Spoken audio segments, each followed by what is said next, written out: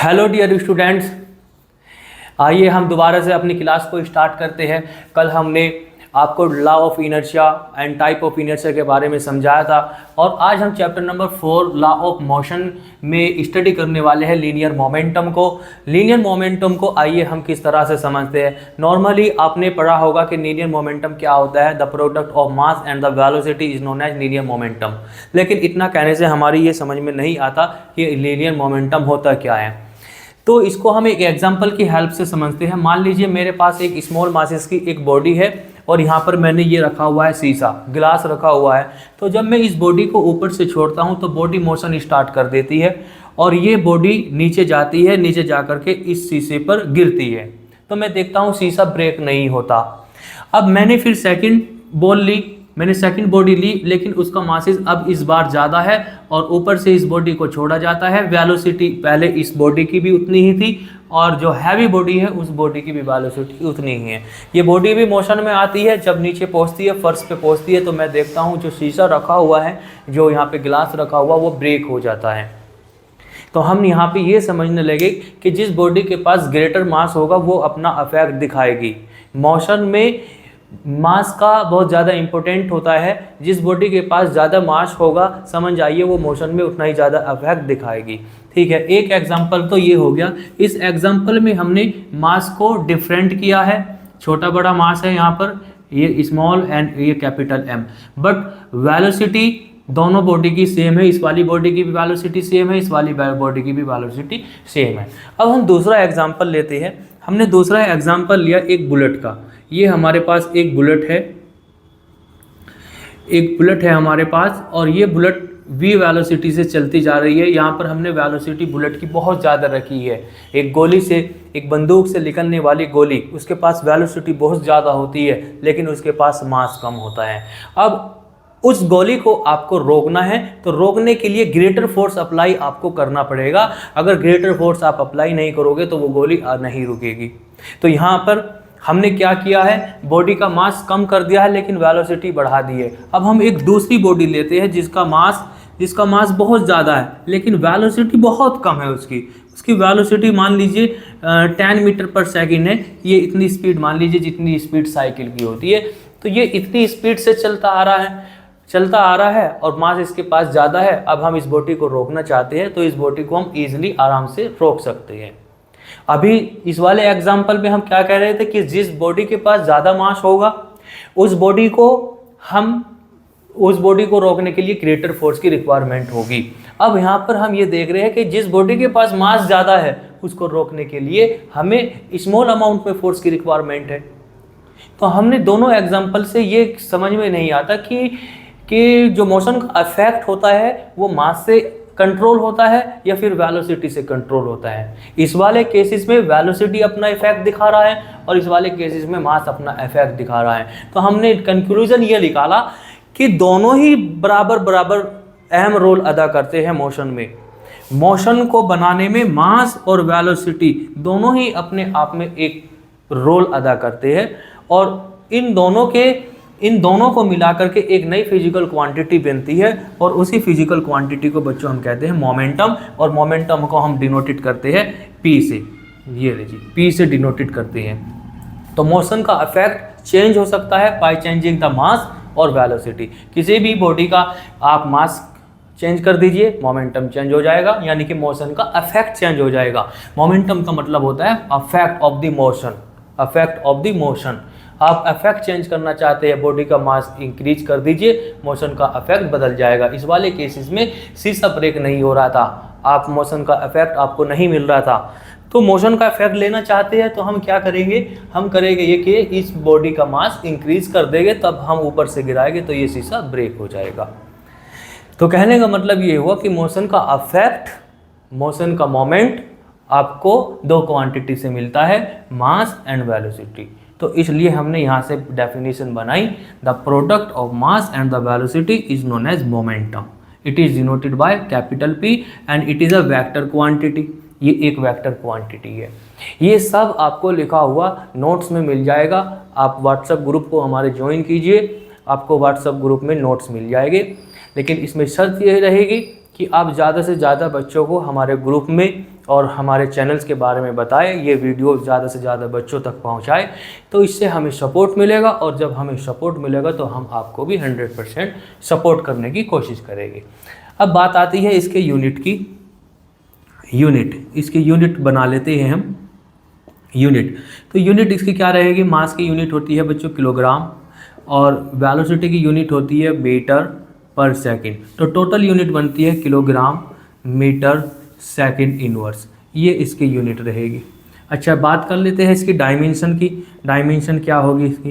बच्चों डायमेंशन के बारे में एक दिन मैं पूरी लेक्चर वीडियो बनाऊंगा कि डायमेंशन कैसे फाइंड आउट की जाती है।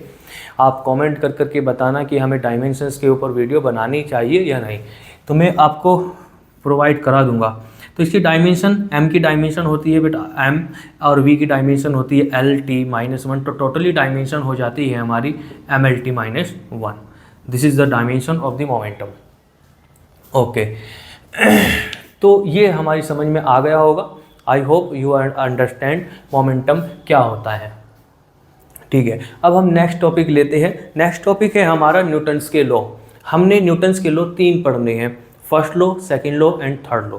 तीनों लॉ को हमें स्टडी करना है, तो वन बाय आइए हम स्टडी करते हैं। तो सबसे पहले लेते हैं हम न्यूटन्स लॉ। तो न्यूटन्स लॉ लेते हैं हम।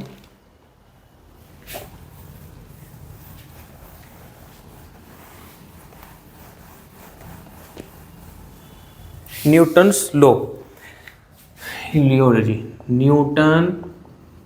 Newton's law of motion. Motion के लॉ है ये। न्यूटन के लॉ तो और भी है, लेकिन ये मोशन वाले हैं। तो न्यूटन के लॉ जो है वो हमारे कितने हैं? 3। एक है फर्स्ट लॉ, ये हो गया हमारा फर्स्ट लॉ। फर्स्ट लॉ हमें क्या बताता है? फर्स्ट लॉ हमें ये बताता है कि अगर कोई बॉडी रेस्ट में है तो वो रेस्ट में ही रहेगी। If a body in rest then it will be continue in rest, and if a body in motion then it will be continue in motion। तो ये हमें फर्स्ट लॉ बताता है कि कोई बॉडी रेस्ट में है तो रेस्ट में रहेगी, और मोशन में है तो मोशन में रहेगी। और ये बात तो हमें लॉ ऑफ इनर्शिया से भी पता चलती है। लॉ ऑफ इनर्शिया हमें यही बताता है कि कोई भी बॉडी अगर रेस्ट में है तो वो रेस्ट में रहेगी। क्यों? क्योंकि उसके पास इनर्शिया होता है, तो इनर्शिया की वजह से वो मोशन रेस्ट में अपनी स्टेट को चेंज नहीं करती। तो जो फर्स्ट लॉ है, फर्स्ट लॉ को हम लॉ ऑफ इनर्शिया भी कहते हैं। Law of inertia, law of inertia, law of inertia means inertia की वजह से कोई भी बॉडी अपनी स्टेट को चेंज नहीं करती। This is the first law. ये फर्स्ट लॉ हो गया हमारा। ठीक है, फर्स्ट लॉ हमें क्या प्रोवाइड कराता है? It's provide definition. किसकी डेफिनेशन? फोर्स की, डेफिनेशन ऑफ फोर्स। ये हम याद रखेंगे। और डेफिनेशन इसकी, फर्स्ट लॉ की डेफिनेशन आपको नोट्स में मिल जाएगी, वहाँ से आप देख लेना। या आप लिखना चाहते हैं तो लिख सकते हैं। If a body in rest then it will be continue in rest, and if a body in motion then it will be continue in motion. अच्छा, बात कर लेते हैं हम सेकंड लॉ पे। सेकंड लॉ क्या बताता है हमें? सेकंड लॉ हमें बताता है कि the rate of change of momentum, जिसे मोमेंटम को समझिए। सपोज दैट हमारे पास एक बॉडी है, इसका मास m है, और यहाँ पर इसकी वेलोसिटी कितनी है? u वेलोसिटी है। तो अभी मैं अगर आपसे पूछता हूँ how much the momentum of this body, then you say the momentum is the product of mass and the velocity m into u। Let's say its momentum here is 1 m1, and after some time its mass remain same. Mass तो बदलेगा नहीं जब body आगे चल के जाएगी, इसकी velocity change हो जाएगी। It's velocity become v, let's say its velocity v। Now how much the momentum? Momentum is p2, because velocity change हो गई तो इसका मोमेंटम भी चेंज हो जाएगा। यहाँ पर हम इसकी मोमेंटम लिखेंगे मास multiply by velocity. This is the momentum. Okay, तो ये मोमेंटम हो गया। पहले ये momentum, this is initial momentum and this is the final momentum. अब मैं इन मोमेंटम में चेंज फाइंड करना चाहता हूँ। तो चेंज कैसे फाइंड करेंगे? देखिए जी, P2 इस मोमेंटम में से इस मोमेंटम को हटा दीजिए, चेंज आ जाएगा आपके पास P2 माइनस की P1, और ये है आपका dP। अब बच्चों, ये काम होने में कुछ ना कुछ तो टाइम लगा हुआ होगा। भाई बॉडी यहाँ से चल करके गई है, वहाँ तक गई होगी, तो कुछ ना कुछ टाइम लगा होगा। तो हमने टाइम के साथ मोमेंटम का चेंज चाहते हैं कि टाइम के साथ मोमेंटम में कितना चेंज आया, means rate of change of momentum लिखना चाहते हैं तो इसको t से डिवाइड कर देंगे हम दोनों और, तो ये बन जाएगा the rate of change of momentum. यहाँ भी dt से डिवाइड कर दो, दोनों इक्वल रहेंगे, तो ये आ जाएगा आपका dp/dt। इसको क्या बोलेंगे, इस टर्म्स को बोलेंगे हम rate of change of momentum. अब न्यूटन सेकंड लॉ ये कहता है कि the rate of change of momentum किसी भी बॉडी का उसके फोर्स के इक्वल होता है। तो सेकंड लॉ हमें यही सिखाता है, the rate of change of momentum is directly proportional to the force. This is the Newton second law. ये हमें न्यूटन सेकंड लॉ बताता है। नॉर्मली बच्चे ये याद रखते हैं कि न्यूटन्स का लॉ ये है m/a। नो, न्यूटन्स का सेकंड लॉ ये नहीं है, ये तो उसका फोर्स का कैलकुलेशन है जो कि इस फॉर्मूले से हमने ड्राइव किया है। अभी इसी फॉर्मूले से हम इस फॉर्मूले को बनाएंगे, कैसे बनाएंगे उसको देखते हैं। तो ये आपके समझ में आएगा न्यूटन सेकंड लॉ। अब यहाँ पे हम थर्ड लॉ ले लेते हैं, अभी इसको बनाएंगे हम, उससे पहले हम थर्ड लॉ स्टडी कर लेते हैं। थर्ड लॉ देखिए क्या होता है। थर्ड लॉ हमें बहुत आसान है, बच्चों के आसानी से याद हो जाता है। Every action there is a reaction, means हम किसी बॉडी पर फोर्स अप्लाई करेंगे तो वो बॉडी भी हम पर फोर्स अप्लाई करेगी। जैसे मैंने इस बोर्ड पे यहाँ पे फोर्स अप्लाई किया तो ये बोर्ड भी मुझे वापस धकेलने की कोशिश करेगा। तो ये कहता है हमें कौन, Newton's third law. F1 = F2। मान लीजिए ये एक वॉल है, इस वॉल पे हमने क्या किया, इधर से फोर्स अप्लाई किया F1, और इधर से भी ये वॉल भी हम पे उतना ही अमाउंट में फोर्स लगा देगी F2। तो हम इसको लिखेंगे F1 will be equal to F2, but here we take minus. Why we take minus? Minus is take because the direction of both forces is opposite to each other. Minus sign यहाँ पे यही show कर रहा है कि इस force की दोनों की डायरेक्शन एक दूसरे के अपोजिट है। तो जहाँ अपोजिट डायरेक्शन होती है वहाँ पर हम माइनस का साइन यूज़ करते हैं। इट इज़ वेक्टर क्वांटिटी, तो हम वेक्टर भी लगा सकते हैं यहाँ पे। ये लीजिए वेक्टर लगा दीजिए, हमने ये वेक्टर लगा देते हैं, तो ये हो जाता है हम Newton's third law. Newton's third law के एप्लीकेशन है जो कि हमारी डेली लाइफ में एग्जिस्ट करते हैं। इसके एग्जांपल्स आपके नोट्स में भी लिखे हुए हैं, और आप रेफरेंस बुक से पढ़ना चाहते तो वहाँ से भी आपको मिल जाएंगे देखने को। एग्जांपल क्या है, एग्जांपल ये है कि जब हम चलते हैं तो ग्राउंड को हम पुश करते हैं, और ग्राउंड को जब हम पुश करते हैं तो ग्राउंड भी हमें पुश करती है, इसलिए हम आगे चल पाते हैं। जैसे सपोज दैट ये है आपका ग्राउंड, और इस ग्राउंड पे आपका ये है पैर, और ये पैर हो गया। अब आपने अपने ग्राउंड को बैकवर्ड डायरेक्शन में फोर्स प्रोवाइड कराया, ये उसको पुश किया, एक्शन किया, इसको बोलेंगे एक्शन का फोर्स। ये एक्शन फोर्स है। तुरंत इधर की तरफ हमको क्या मिलेगा, रिएक्शन का फोर्स, और यही रिएक्शन का फोर्स हमें फॉरवर्ड डायरेक्शन में चलने के लिए हेल्प करेगा। इसको हम रिजोल्व कर सकते हैं into two components. Let's say this angle is theta, then this force will be equal to r cos theta. ये r cos थीटा आ जाएगा, और ये होगा आपका r sin थीटा। अब ये r cos थीटा जो है ये इसी का हिस्सा है। रिएक्शन फोर्स को हम कैपिटल R से लिखते हैं। तो कैपिटल R का कुछ पार्ट्स हॉरिजॉन्टल डायरेक्शन में होता है और कुछ पार्ट्स वर्टिकल डायरेक्शन में होता है। जो हॉरिजॉन्टल डायरेक्शन में होता है उस कंपोनेंट को हम r cos थीटा कहते हैं, और यही r cos थीटा हमें फॉरवर्ड डायरेक्शन में चलने के लिए हेल्प करता है। जबकि r sin थीटा हमारा जो वेट है बॉडी का उसको बैलेंस करने के लिए वर्क करता है। ये एक बहुत अच्छा एग्जाम्पल है न्यूटन्स थर्ड लॉ का। ये एप्लीकेशन है कि हम कैसे चलते हैं, उसको डिफाइन करिए, तो ये पूछा जाता है। ऐसे ही और भी एग्जाम्पल हो सकते हैं। एक आपका एग्जाम्पल हम बर वाला ले लेते हैं। निडल को हमें दीवार में गाड़नी है, तो जब हम निडल को दीवार में ऐसे गाड़ते हैं तो उसमें हमने ऐसे फोर्स लगाया। जैसे ही हम उसको फोर्स लगाते हैं तो हम देखते हैं हमारी हैमर पीछे की तरफ आती है। तो पीछे की तरफ क्यों आई, क्योंकि उतने ही अमाउंट में निडल ने हथौड़ी पे फोर्स लगाया, तो इसलिए हथौड़ी पीछे आती है। पत्थर में आपने हथौड़ी ऐसे हैमर मारी तो आप देखते ऊपर की तरफ अपने आप ऑटोमेटिक उठ जाता है वो। तो ये न्यूटन्स थर्ड लॉ के एप्लीकेशंस हैं, ये हमारी डेली लाइफ में एग्जिस्ट करते पूछे जाते हैं ये। अच्छा, न्यूटन्स सेकंड लॉ से हमने ये इसको बनाना है। आइए अब हम इसको बनाते हैं, जो कि बहुत इंपॉर्टेंट है, बहुत आसान है, आसानी से इसको बना सकते हैं। तो इसको बनाने की कोशिश करते हैं हम। आइए, तो Newton first law measurement of force, इसको बोलेंगे मेजरमेंट ऑफ फोर्स। हेडिंग रहेगी हमारी मेजरमेंट ऑफ फोर्स।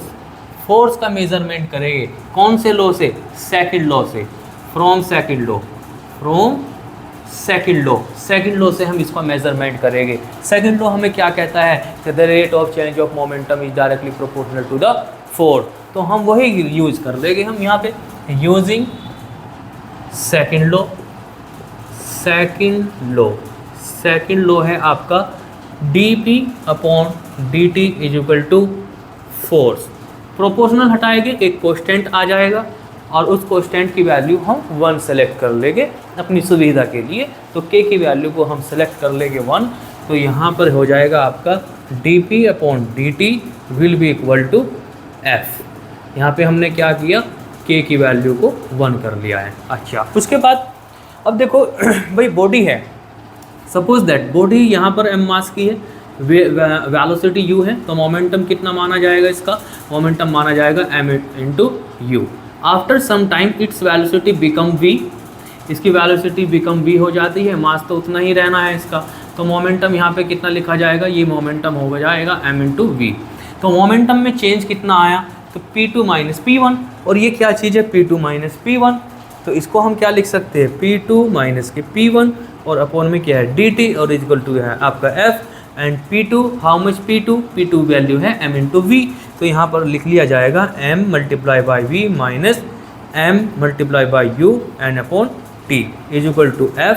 यहाँ से हमें कॉमन मिल रहा है m, तो ये हो जाएगा v माइनस के u अपॉन में t।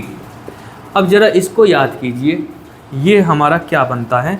ये हमारा बना f is equal to m into v minus u upon dt। अब बच्चों इसको ज़रा गौर से देखिए, ये है क्या चीज़? इसको गौर से देखिए क्या चीज़ है? Change in velocity per unit time means the rate of change of velocity. The rate of change of velocity क्या कहलाता है? हमारा एक्सीलरेशन। तो इसको हम क्या लिख सकते हैं? m multiply by acceleration and this is the measurement of force. Force का फॉर्मूला आपका हो जाएगा m इंटू ए। इस फॉर्मूले से हम फोर्स का मेजरमेंट कर सकते हैं। अगर आपको एक बॉडी दे रखी है और उस बॉडी का मास दे रखा है और उसका एक्सीलरेशन दे रखा है, तो इस फॉर्मूले में पुट करेंगे और पुट करने से हमें फोर्स की वैल्यू मिल जाएगी। तो ये फॉर्मुलेशन हमने कर दिया from the Newton's second law. तो ये हुआ आपका Newton first law, second law and third law. And second law से हमने मेजरमेंट किया है फोर्स का। ये बहुत इम्पोर्टेंट है, आता है पेपर में बनाने के लिए, ठीक है। तो आज के लिए इतना ही, बाकी आप हमारी वीडियो को कंटिन्यू वॉच करिए। अभी हम छोटी वीडियो बना रहे हैं, आप हमें रेस्पॉन्ड दीजिए, फीडबैक दीजिए, तो हम वीडियो की लेंथ बढ़ा देंगे और आपके जो कोर्स है उसकी ज़िम्मेदारी हम पूरी तरीके से लेंगे। आपका कोर्स पूरे तरीके से करा दिया जाएगा। किसी भी तरीके की कोई भी प्रॉब्लम आती है तो आप हमें कांटेक्ट कर सकते हैं। व्हाट्सएप नंबर आपको दिया ही गया है, व्हाट्सएप ग्रुप में आप ऐड हो जाइए और जो भी प्रॉब्लम होगी उसको हम सोल्व करने की कोशिश करेंगे। ओके, चैनल को सब्सक्राइब करना बिल्कुल भी ना भूलें और ये वीडियोस अपने दोस्तों में ज़रूर शेयर करें। Thank you.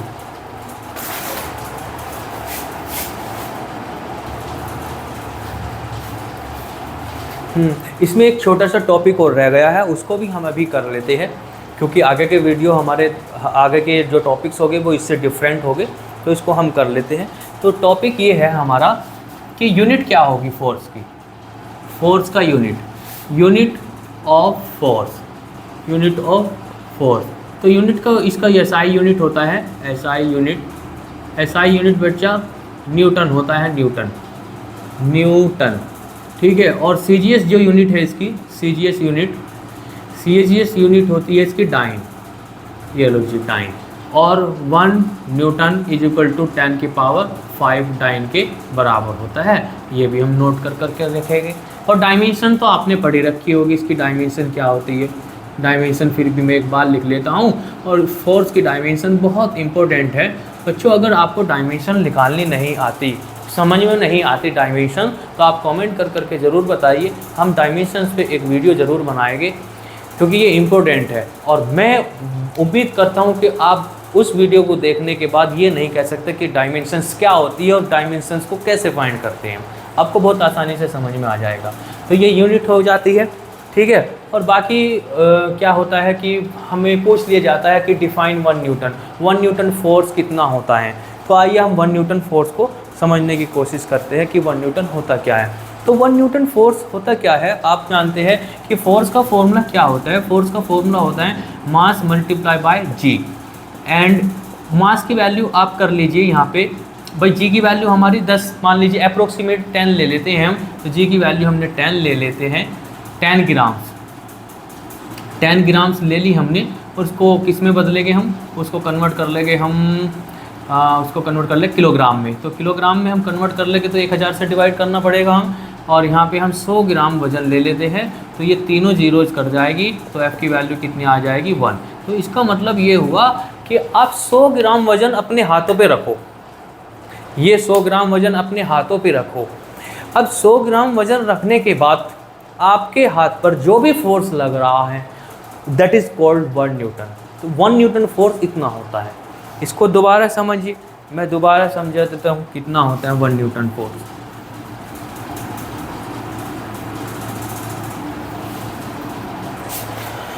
तो देखिए 1 न्यूटन फोर्स की डेफिनेशन हम कैसे बनाते हैं, और हमें ये समझ में आना चाहिए कि 1 न्यूटन आखिर होता क्या है।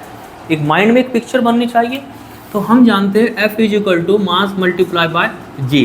अब यहाँ पे हमने क्या करा, टेक हमने वजन कितना सेलेक्ट कर लेना है, M की वैल्यू ले ली हमने 100 ग्राम। 100 ग्राम का पार्ट जो होता है परचून वाले के पास वो ले लिया हमने। और जी की वैल्यू हम जानते हैं 10 होती है, 10 मीटर पर सेकंड स्क्वायर। इसको किलोग्राम में कन्वर्ट कर ले। किलोग्राम में कन्वर्ट जब हम करेंगे इसको, तो हमें डिवाइड करना पड़ेगा कितने से, इसको डिवाइड करना पड़ेगा 1000 से। फिर 1000 से डिवाइड करने के बाद 1/10 आ जाएगा, 1/10 kg ये आया। अब F की वैल्यू, इसमें वैल्यू पुट करिए, वैल्यू M की वैल्यू हाउ मच 1/10 और G की वैल्यू कितनी है 10। दोनों को कैंसिल आउट कर देंगे, F की वैल्यू कितनी आ जाएगी 1 न्यूटन। ये होता है 1 न्यूटन। इट मीन्स 100 ग्राम का पार्ट लो, उसको अपने हाथ पे रखो। अब ये जो भी फोर्स लग रहा है इसी को हम क्या कहेंगे 1 Newton. This is the 1 Newton. यहाँ से भी हम इसकी डेफिनेशन बना सकते हैं, F is equal to M into A। यहाँ से भी इसकी डेफिनेशन बन सकती है, कैसे, if M is equal to 1 kg और A is equal to 1 metre पर सेकेंड स्क्वायर। ये कर लिया हमने 1 मीटर स्क्वायर, तो F की वैल्यू आ जाएगी 1 न्यूटन।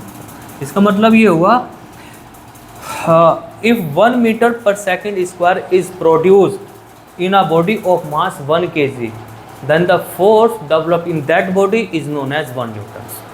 यहाँ से इसकी डेफिनेशन ये भी बन सकती है। तो 1 न्यूटन फोर्स की डेफिनेशन कभी कभी बनाने के लिए आ जाती है, उसको आप कर लेना। बाकी आपको नोट्स मैंने प्रोवाइड करा ही रहा हूँ, आप ज्वाइन करिए, वीडियो को कंटिन्यू देखते रहिए। आपका कोर्स 100% पूरे तरीके से हम करा ही देंगे। Thank you.